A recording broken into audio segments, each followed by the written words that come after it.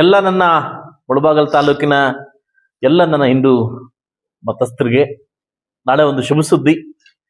ನಾಳೆ 2 ಗಂಟೆಗೆ ಸೋಮೇಶ್ವರ ಪಾಳಿಂದ ರಥಯಾತ್ರೆ ಸ್ಟಾರ್ಟ್ ಆಗುತ್ತೆ.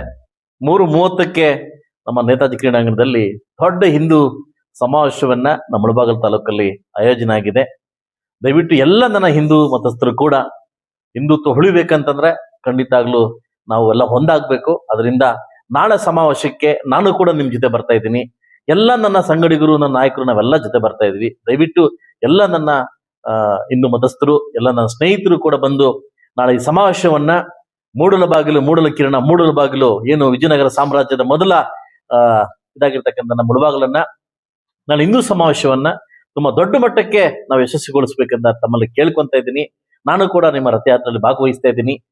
ನಾನು ಕೂಡ ನಿಮ್ಮ ಸಮಾವೇಶಕ್ಕೆ ಬರ್ತಾ ಇದ್ದೀನಿ. ದಯವಿಟ್ಟು ಬನ್ನಿ, ಹಿಂದುತ್ವವನ್ನು ಬೆಳೆಸೋಣ, ಹಿಂದುತ್ವವನ್ನು ಉಳಿಸೋಣ ಅಂತ ಹೇಳ್ತಾ ನಮ್ಮೆಲ್ಲರಿಗೂ ಈ ಮಾಧ್ಯಮ ಮೂಲಕ ನಿಮ್ಗೆ ಕೇಳ್ಕೊಂತ ಇದ್ದೀನಿ. ದಯವಿಟ್ಟು ನಾಳೆ ಸಮಾವೇಶಕ್ಕೆ ಬಂದು ಸಮಾವೇಶವನ್ನ ಯಶಸ್ವಿಗೊಳಿಸ್ಬೇಕಂತ ತಮ್ಮಲ್ಲಿ ಕೇಳ್ಕೊಂತ ಇದ್ದೀನಿ.